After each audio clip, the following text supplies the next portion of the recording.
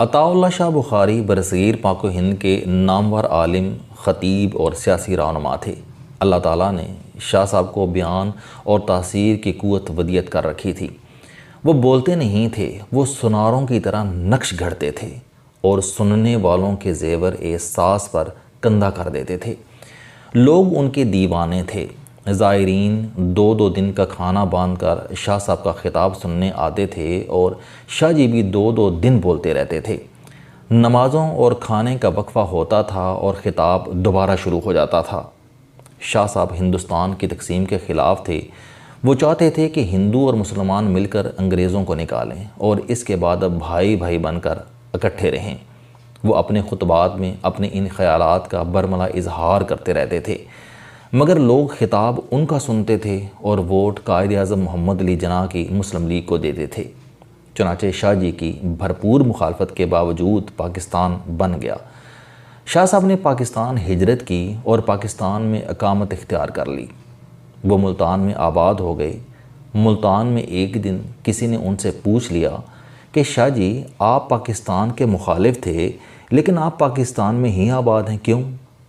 شاہ صاحب نے کیا خوب جواب دیا، فرمایا آپ کا بیٹا کسی خاتون سے شادی کرنا چاہتا ہو، آپ کو رشتہ منظور نہ ہو، آپ رشتے کی بھرپور مخالفت کریں، لیکن آپ کا بیٹا اس مخالفت کے باوجود شادی کر لے تو آپ کو اس کے بعد کیا کرنا چاہیے؟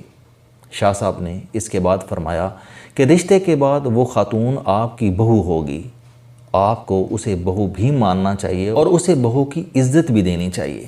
شاہ صاحب نے فرمایا کہ میں پاکستان کا مخالف تھا لیکن پاکستان میری مخالفت کے باوجود بن گیا۔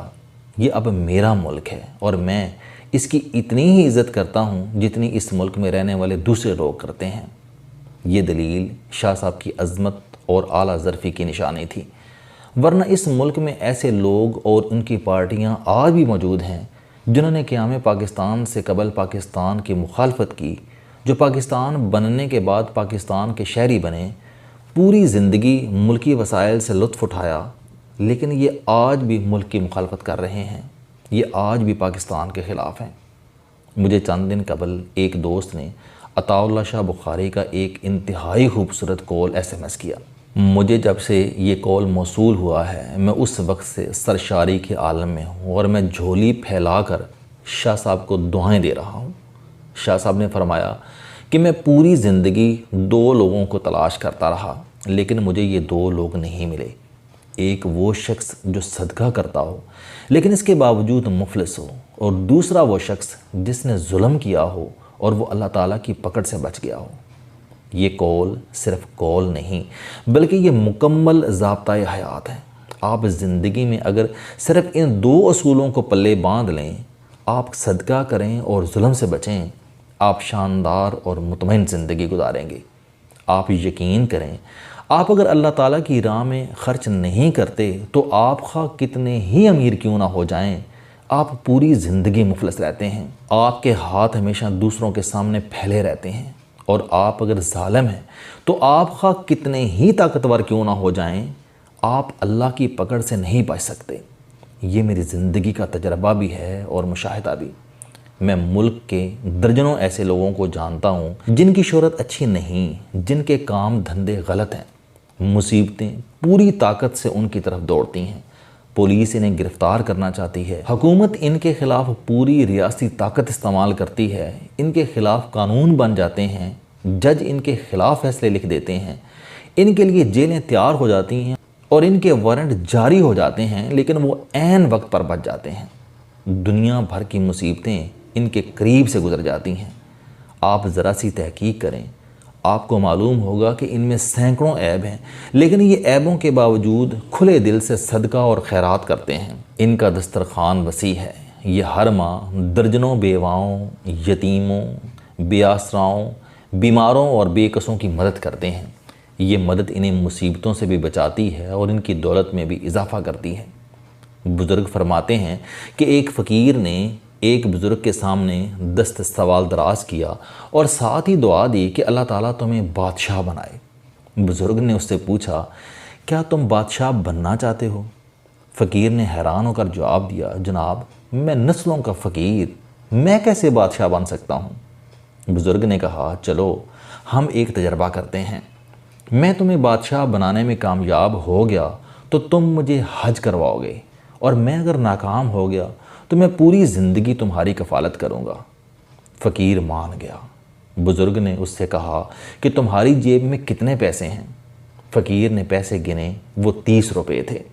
بزرگ نے اسے مٹھائی کی دکان پر بھیجا، 30 روپے کی جلیبیاں منگوائیں۔ سامنے بے روزگار مزدور بیٹھے تھے۔ بزرگ نے اسے حکم دیا کہ تم یہ جلیبیاں ان مزدوروں میں تقسیم کر دو۔ فقیر گیا اور جلیبیاں مزدوروں میں بانٹ آیا۔ بزرگ نے اسے ساتھ بٹھا کر کھانا کھلایا اور حکم دیا کہ تم گھر چلے جاؤ، 30 دن انتظار کرو اور دیکھو اللہ تعالیٰ کی طرف سے کیا پیغام آتا ہے۔ فقیر چلا گیا۔ وہ تیسرے دن دوڑتا ہوا بزرگ کے پاس آیا۔ وہ خوشی سے چھلانگیں لگا رہا تھا۔ بزرگ نے وجہ پوچھی۔ فقیر نے بتایا کہ مجھے پچھلے مہینے ایک کلرک نے بھیک میں پرائز بانڈ دیا تھا، میں نے وہ بانڈ سنبھال لیا، آج وہ بانڈ نکل آیا، میں بیٹھے بٹھائے 3 لاکھ روپے کا مالک بن گیا۔ بزرگ مسکرائے اور اس سے کہا کہ یہ بانڈ تمہارا نہیں، اس کا مالک وہ ہے جس نے تمہیں یہ بانڈ دیا تھا۔ تم بانڈ کے مالک کو تلاش کرو، یہ رقم اسے واپس کر دو اور انتظار کرو اللہ تعالیٰ کی طرف سے کیا پیغام آتا ہے۔ فقیر کو یہ آئیڈیا بہت برا لگا، لیکن اس کے باوجود اس نے کلرک کو تلاش کیا اور بانڈ لے کر اس کے پاس پہنچ گیا۔ کلرک فقیر کی ایمانداری پر حیران رہ گیا۔ وہ فقیر کے ساتھ دفتر سے نکلا، ڈی سی آفس گیا، وہاں کنسٹرکشن کمپنی رجسٹرڈ کرائی، فقیر کو 50% کا حصہ دار بنایا اور سرکاری ٹھیکے لینا شروع کر دیے۔ وہ دونوں مل کر کام کرتے تھے، کلرک ٹھیکہ لیتا تھا اور فقیر کام کرواتا تھا۔ یہ کمپنی مزدوروں کو 3 وقت کا کھانا دیتی تھی۔ کمپنی چل پڑی، کلرک اور فقیر دونوں امیر ہو گئے۔ یہ دونوں بزرگ کو ہر سال حج پر بھجواتے تھے اور شام کے وقت فقیروں کو روک کر انہیں بادشاہ بننے کا نسخہ بتاتے تھے۔ یہ کمپنی آج بھی قائم ہے۔ اس میں اب کلرک اور فقیر کے بچے کام کرتے ہیں۔ یہ کمپنی 30 روپے کے صدقے سے شروع ہوئی۔ یہ اب تک درجنوں لوگوں کو بادشاہوں جیسی زندگی دے چکی ہے۔ میں ذاتی طور پر ایسے 20 لوگوں سے واقف ہوں جو جاہل بھی ہیں، نالائق بھی اور غیر محتاط بھی، لیکن ان پر اللہ تعالیٰ کا کرم برستا رہتا ہے۔ میں نے جب بھی تحقیق کی، مجھے اس کرم کے پیچھے ہمیشہ صدقہ اور خیرات ملی۔ یہ دل کے سخی اور ہاتھ کے کھلے ہیں۔ میں نے ایک اور چیز بھی مشاہدہ کی، انسان اگر صدقہ کرے اور ساتھ ہی عاجزی اختیار کر لے تو دولت بھی ملتی ہے اور عزت بھی، کیونکہ جس طرح خوشحالی کا تعلق صدقے سے ہے، بالکل اسی طرح عزت عاجزی سے وابستہ ہے۔ آپ جتنا جھکتے جاتے ہیں، آپ کی عزت میں اتنا ہی اضافہ ہوتا جاتا ہے۔ آپ اس معاملے میں اولیاء کرام کی مثال لے لیجئے۔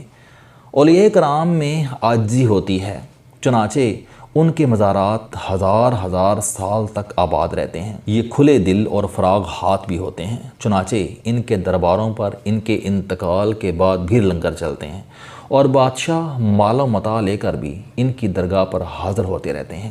ہم اب ظلم کی بات کرتے ہیں۔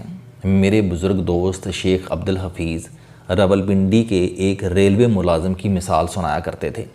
یہ صاحب راولپنڈی میں رہتے تھے۔ ملتان میں کوئی شخص قتل ہوا، مگر پولیس نے اس شخص کو گرفتار کر لیا اور اس پر قتل کا مقدمہ قائم ہو گیا۔ وکلاء اور جج جانتے تھے کہ یہ بے گناہ ہیں، لیکن وہ صاحب کہتے تھے کہ مجھے ہر صورت سزائے موت ہوگی۔ یہ پیشین گوئی سچ ثابت ہوئی، عدالت نے اسے سزائے موت سنا دی۔ دوست اس سے ملاقات کے لیے گئے، اس سے یقین کی وجہ پوچھی تو اس نے جواب دیا، مجھے یہ سزا ملتان کے قتل کی نہیں ملی، میں گجرانوالہ کے قتل کی سزا بھگت رہا ہوں۔ دوستوں نے تفصیل پوچھی تو اس نے بتایا کہ میں پاکستان بننے کے وقت ریلوے میں ٹی ٹی تھا، بھارت سے مہاجرین کی ٹرین آ رہی تھی، میں نے امرتسر سے ایک ٹرین بھری، ٹرین چلی تو مجھے اسٹیشن پر ایک خوبصورت لڑکی دوڑتی ہوئی نظر آئی، میں نے ہاتھ باہر نکال کر اسے پکڑا اور ٹرین میں سوار کر لیا، میں نے اسے اپنے ڈبے میں بٹھا لیا۔ وہ نئی نویلی دلہن تھی، فساد میں اس کا سارا خاندان مارا گیا، مگر وہ جان بچا کر گرتے پڑتے اسٹیشن پر پہنچ گئی۔ میری ٹرین نے امرتسر سے لاہور اور لاہور سے راولپنڈی آنا تھا، میں نے اسے راولپنڈی تک کے لیے اپنے ڈبے میں پناہ دے دی۔ ہم لاہور سے نکلے تو میری نیت خراب ہو گئی، میں نے اسے قائل کرنے کی کوشش کی، وہ نہ مانی۔ میں نے اس کے ساتھ زبردستی شروع کر دی۔